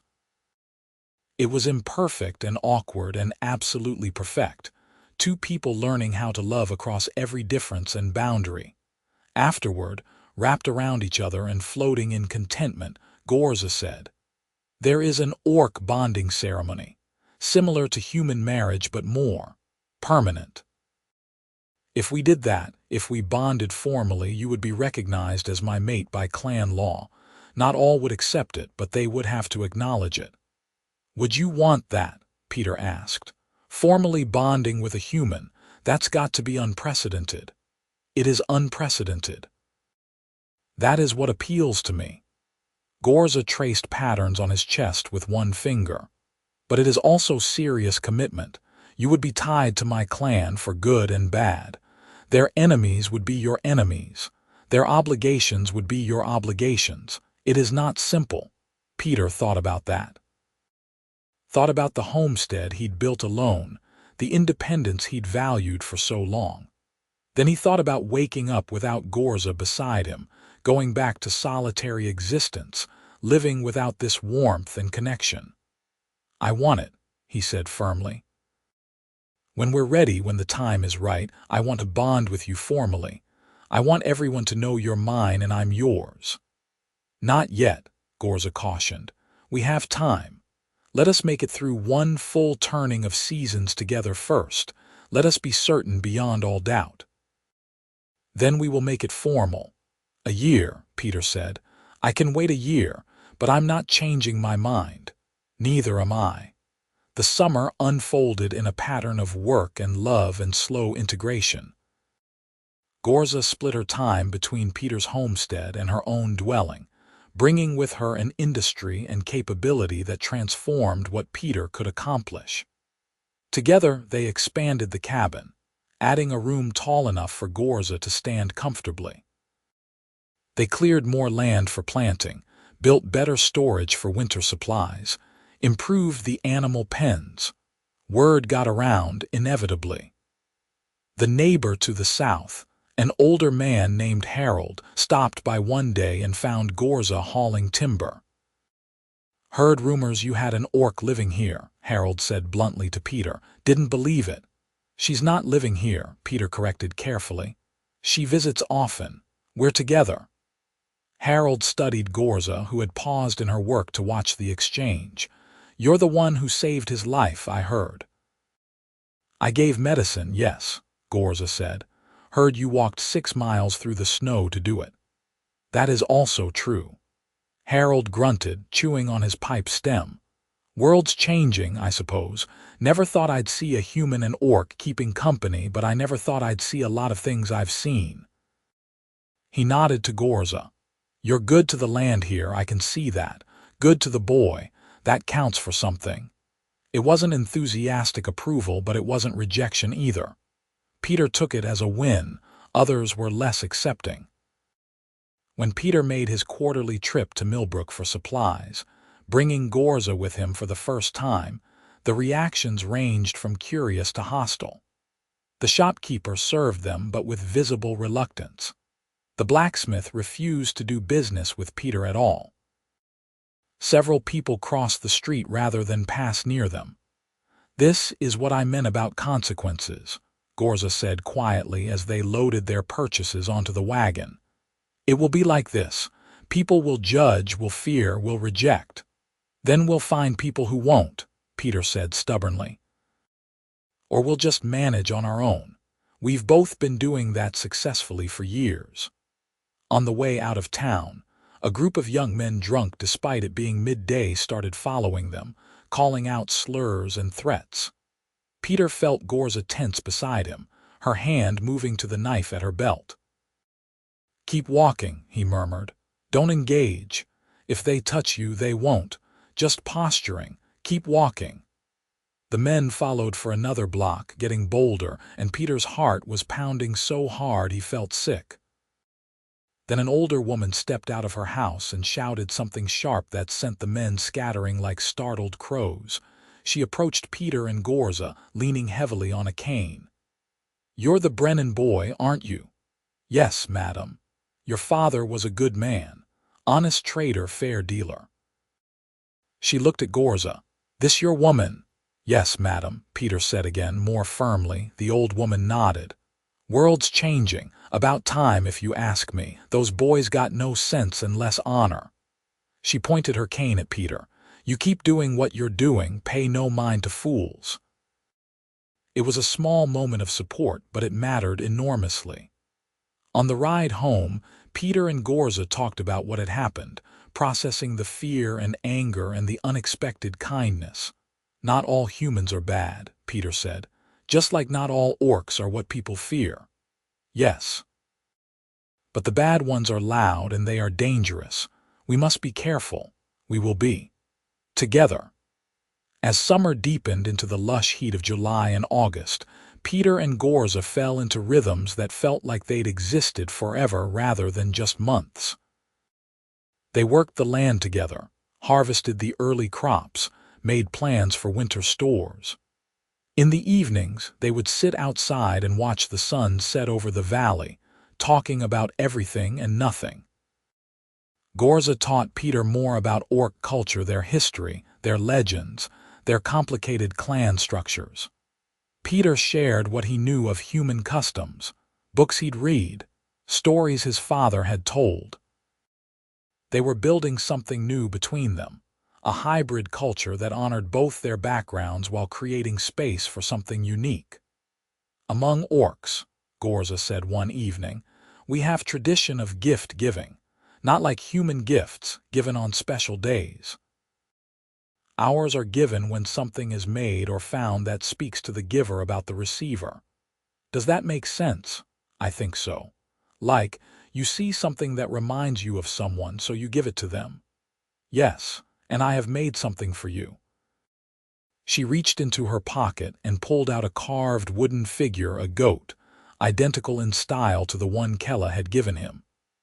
I am not as talented as my sister, but I wanted you to have this, so the two goats can be together like us. Peter took the carving carefully, overwhelmed by the simple thoughtfulness of it. It's beautiful, thank you, you are welcome, and also. Gorza seemed suddenly shy, a look Peter rarely saw on her. I thought perhaps we could place them somewhere special, together. To mark that this is our place, yours and mine.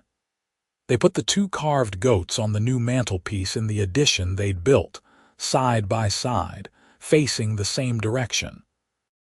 It was a small thing, but it felt monumental, a physical representation of their commitment, their partnership, their hope for the future.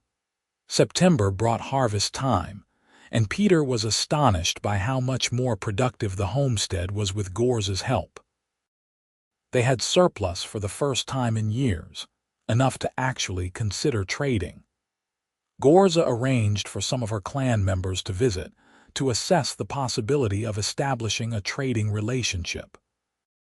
3 orcs came down from the high valley one cool autumn morning, 2 males and a female, all looking distinctly uncomfortable being on human lands. They examined Peter's crops, his livestock, his tools and storage facilities. They asked questions through Gorza, who translated when they spoke in their own language. Finally, the eldest male, a grizzled orc with white hair and numerous scars, spoke directly to Peter in heavily accented common tongue. You do good work here. Land is well kept. Animals are healthy. You are competent farmer. Thank you, Peter said. Gorza says you are honest, trustworthy. That is necessary for trade. I try to be. The orc studied him for a long moment. I am Durm, trade master for Stone Creek clan. I do not trust humans, but I trust Gorza. She says you are worth trusting, so we will try. He extended his hand, human style. We will buy grain, vegetables, goat cheese. You will receive fair price plus access to orc goods, furs, herbs, worked metal. Agreed. Peter shook his hand, Durm's grip nearly crushing his fingers. Agreed. Thank you. After the trading party left, Peter turned to Gorza, elated. That's huge. That's a real contract, real business. Yes, you are first human to have direct trade agreement with my clan. It is significant, she smiled. Perhaps my dream of cooperation between our peoples is not so foolish after all. It was never foolish, Peter said firmly. It was always right. It just took the right people to prove it. As autumn progressed and the world prepared for winter again, Peter found himself thinking often about the previous year. How sick he'd been, how hopeless everything had seemed, how close he'd come to dying alone in his cabin, with no one to know or care. Now the cabin was full of life and warmth and love. Now he had a partner who challenged him and supported him in equal measure. Now he had connections to a whole community of people he'd never expected to know. Do you ever regret it? He asked Gorza one evening as they prepared for bed. The censure, the trouble, all the complications I brought into your life. Gorza turned to look at him, expression serious. Peter Brennan, listen carefully. I have never regretted a single moment. Not the walk through snow, not the tribunal, not the judgment of the elders. Not the suspicious looks or the challenges or any of it. She crossed the room and took his face in her hands. You are the best thing that has ever happened to me. You are worth every difficulty, every sacrifice. Do not ever doubt that. I love you, Peter said, throat tight. I love you, always. Winter came again, but this time Peter faced it with confidence.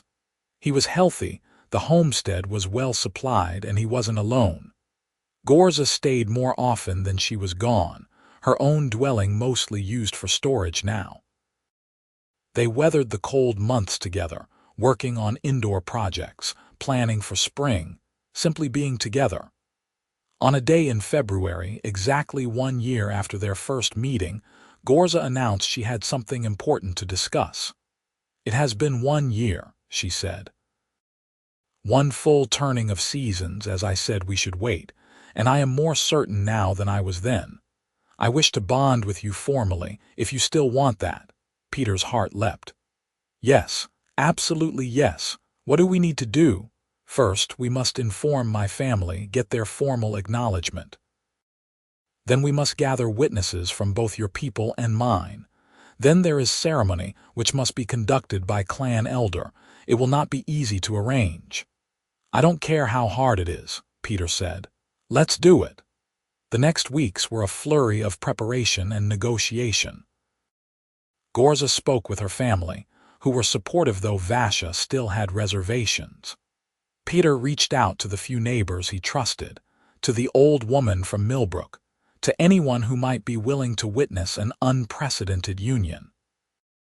The biggest challenge was convincing the clan elder to perform the ceremony.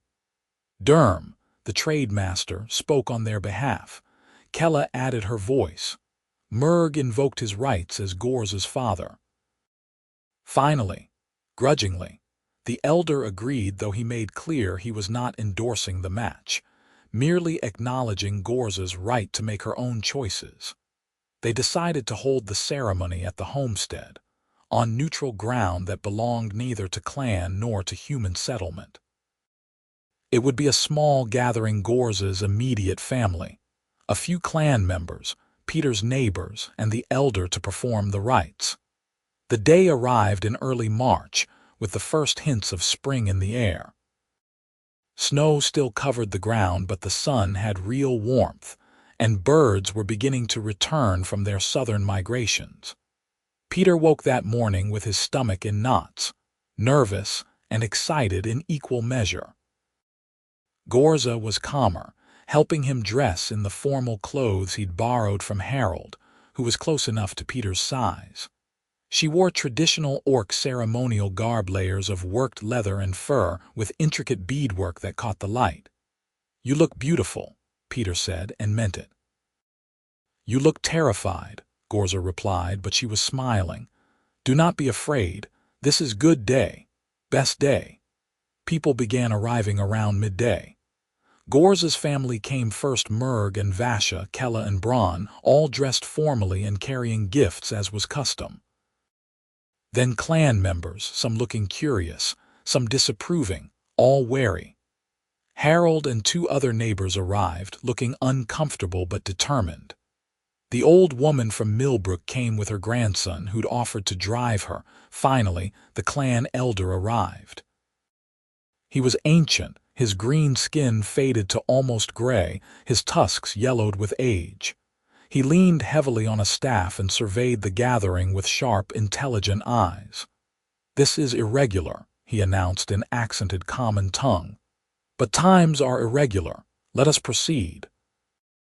The ceremony was a blend of orc tradition and improvisation, conducted partly in the orc language and partly in common tongue for the human witnesses. The elder spoke about the nature of bonding, about the responsibilities it entailed, about the seriousness of the commitment they were undertaking. Then came the vows.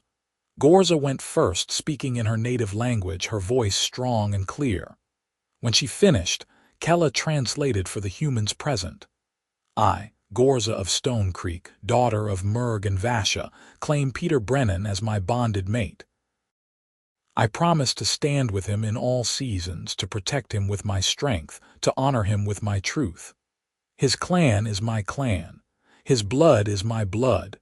His life is my life. This bond I make freely, and I will hold it until death parts us." Peter's turn. He spoke in common tongue, hoping the orcs present would understand. "I, Peter Brennan, son of Marcus, claim Gorza of Stone Creek as my bonded mate.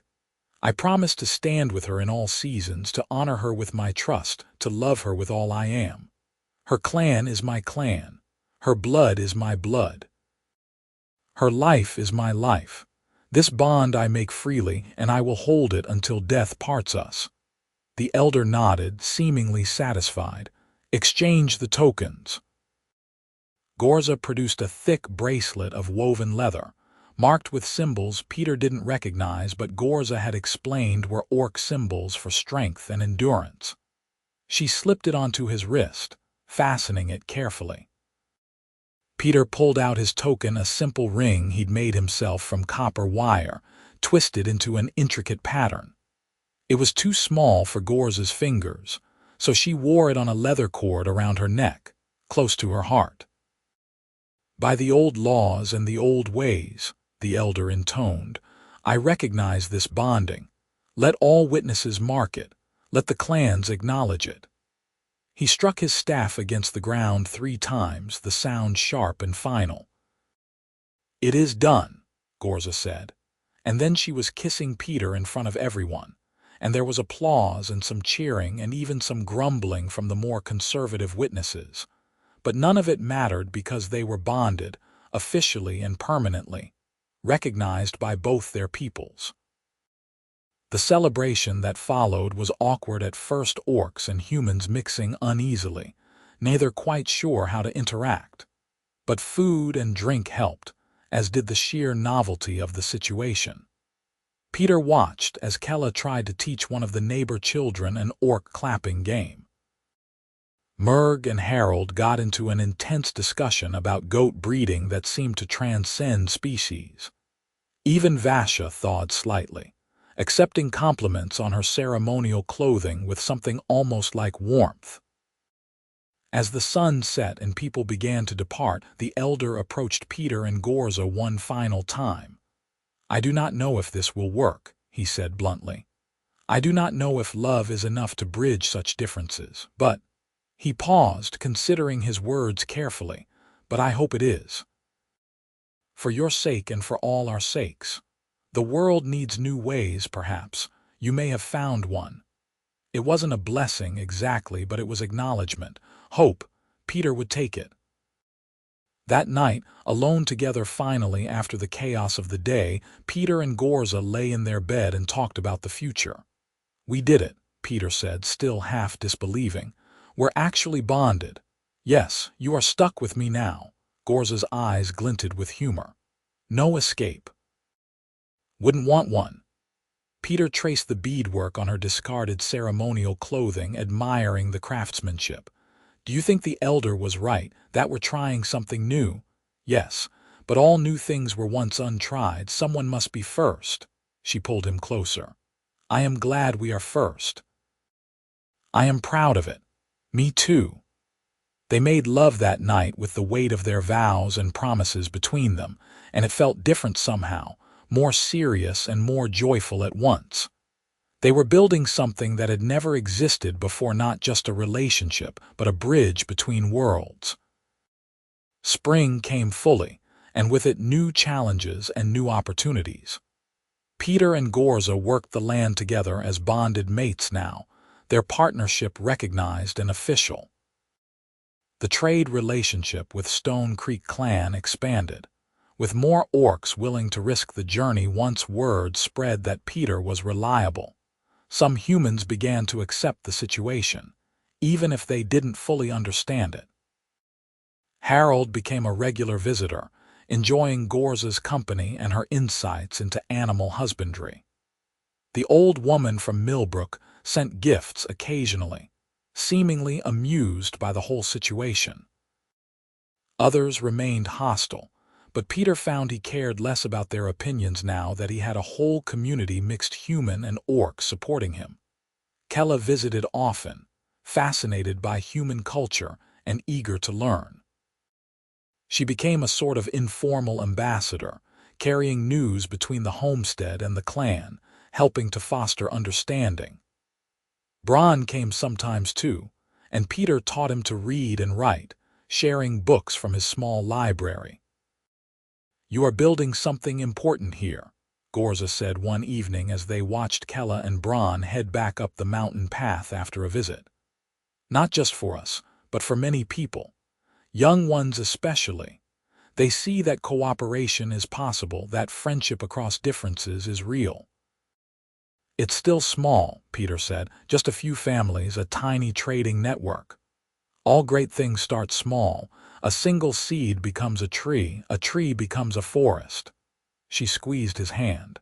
We are planting seeds, who knows what will grow. Summer brought unexpected news. Vasha arrived at the homestead one morning, alone, which was unusual. She looked uncomfortable, standing in the doorway while Peter and Gorza worked in the garden. I wish to speak with you both, she said formally. They sat together at the outdoor table Peter had built, with drinks and fresh bread between them. Vasha was quiet for a long moment, gathering her thoughts. I owe you an apology, she said finally, looking at Peter. Both of you, but especially you, Peter Brennan. I have been unfair, unjust in my judgment. I let fear and prejudice guide me instead of seeing what was before my eyes. Peter started to protest that it was fine, but Vasha held up a hand. Let me finish. My daughter is happier than I have ever seen her. She is thriving, building a life of purpose and meaning. You are good to her, respectful of her, equal to her in all ways that matter. I was wrong to doubt you. Vasha paused, then added, and I see now what she saw from the beginning, that change is not always bad, that new ways can be good ways. I am sorry I could not see it sooner. Gorza reached across the table to take her mother's hand. Thank you, Mother, that means much to me, to both of us, Peter added. You're always welcome here.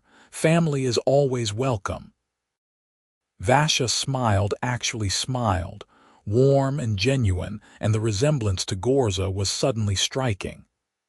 I am glad to hear you say that, because there is another matter to discuss.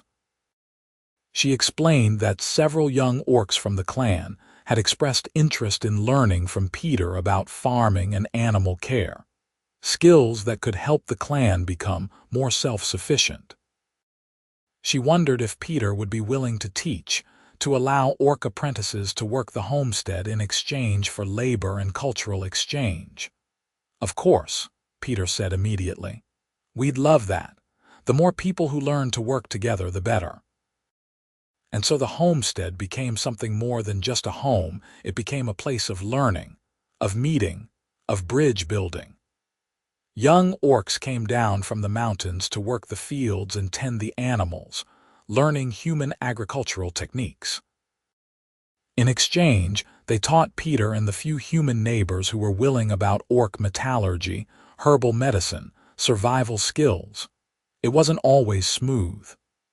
There were misunderstandings, cultural clashes, occasional conflicts that required patient mediation. But every problem solved was a lesson learned. Every friendship formed was a victory against the prejudice and fear that had kept their peoples apart for so long. 2 years after their bonding, on another crisp March morning, Gorza made an announcement that changed everything again. I am with child, she said simply, watching Peter's face carefully for his reaction. Peter froze in the middle of pouring coffee, the pot hovering mid-air. Where? Yes, I am certain. It is early still, but I am certain. The pot clattered onto the table as Peter crossed the room in 3 strides and swept Gorza into his arms, laughing and crying at the same time. We're having a baby. We're actually having a baby. Yes, are you happy? Happy, I don't even have words. This is amazing, terrifying. Incredible. He pulled back to look at her. Is this okay? I mean, can orcs and humans even? I didn't think. It is rare, Gorza admitted. Very rare. There are old stories, old legends of such unions producing children, but no one I know has seen it in living memory. We will be making history again. The child will be. Peter hesitated, unsure how to phrase it. Half orc, half human. Something new, something unique. Gorza placed Peter's hand on her still flat stomach. Our child will be bridge made flesh, proof that love transcends all boundaries. And they will be loved beyond measure. The pregnancy was closely watched by both Gorza's family and the human community. Vasha visited frequently, bringing orc remedies and ancestral wisdom about childbearing. The old woman from Millbrook sent herbal preparations and advice from human midwives. Everyone was curious, worried, hopeful about this unprecedented birth. Gorza carried with remarkable ease, her orc constitution handling the pregnancy without major complications. As her belly grew through the summer and into autumn, Peter found himself overwhelmed with protective instincts and nesting urges, constantly improving the cabin and stockpiling supplies. "You are worse than a broody hen," Gorza teased as Peter built yet another shelf in the nursery they'd prepared. "I want everything to be perfect," Peter said. "Our child deserves perfect. Our child deserves love and safety and family. They have all of that already. The rest is just wood and nails." But she said it fondly, and she didn't stop him from his preparations. The birth came in early November, with the first serious snow of winter falling outside. Vasha was there, along with a human midwife that Harold had brought. The labor was long and difficult. Gorza's strength tested in ways that battle never had. Peter stayed by her side throughout, holding her hand, offering water, telling her she was strong, she was amazing, she could do this. And finally, after hours that felt like years, a cry split the air, strong and lusty and absolutely perfect. "A girl," Vasha announced, wrapping the baby in soft cloth, "healthy and whole. A daughter." They named her Kara, a name that existed in both cultures, that belonged to both worlds and neither. She was tiny, impossibly tiny, with skin that was a pale green-gold color, not quite either parent. She had Peter's nose and Gorza's eyes, and when she yawned they could see the tiny bumps that might become tusks or might not. "She is beautiful," Gorza whispered, cradling their daughter with infinite care. "She is perfect. She's ours," Peter said, tears streaming down his face. "Our little bridge, our proof." Word of Kara's birth spread quickly through both communities. Some were skeptical, some were fearful, some were hostile, but many more were curious, hopeful, willing to see what this new generation might mean. People came to visit orcs and humans both, bringing gifts and blessings from their various traditions. Kella made a beautiful carved cradle. Bron, now 15 and working as an apprentice blacksmith, forged a tiny bracelet sized for a baby's wrist. Harold brought a hand-quilted blanket. The old woman sent a silver spoon that she said had been in her family for generations. "Your daughter is gathering gifts from two worlds," Vasha observed as she helped Gorza organize the various presents. "She will be wealthy in what matters, in love, in community, in connection." "That is all I want for her," Gorza said. "To be loved, to be accepted, to have a place in the world." "She will have more than a place," Peter said, rocking Kara gently as she dozed against his shoulder. "She'll have two places, two families, two cultures to call her own. She'll never be alone the way I was, or isolated the way you were. She'll have everything." As winter deepened and the family of three adjusted to their new reality, Peter found himself thinking often about that first meeting in the doorway, when he'd been so sick and Gorza had been so determined. Everything had changed from that moment, like a stone dropped in still water, ripples spreading out and out and out, one person helping another. One moment of kindness across the boundary of species and culture. From that small act had grown so much love, family, community, hope for a future where orcs and humans could live as neighbors, friends, partners. On a clear winter night, with Kara sleeping peacefully in her cradle and Gorza dozing beside him, Peter stood by the window and looked out at the snow-covered valley. Somewhere up in the mountains, The orc clans were settling in for winter. Down in Millbrook, humans were doing the same. And here, in this small cabin on the frontier, 3 people lived who belonged to both worlds and neither, who were building something entirely new. Peter thought about Gorza walking 6 miles through a blizzard to brew him a remedy, driven by duty and honor and something deeper she hadn't yet acknowledged. He thought about all the choices they'd both made since then, each one leading them to this moment, this family, this future. "Thank you," he whispered into the quiet night, speaking to fate or providence or whatever force had brought them together. For the cough that worsened all winter, for the orc woman who walked through snow to save me, for every difficulty that led to this joy. Behind him, Gorza stirred and reached out. Peter went to her, slipping back into bed, and she curled around him with their daughter between them, safe and warm and together. "What are you thinking?" she murmured, half asleep. "That I'm the luckiest man alive," Peter said simply.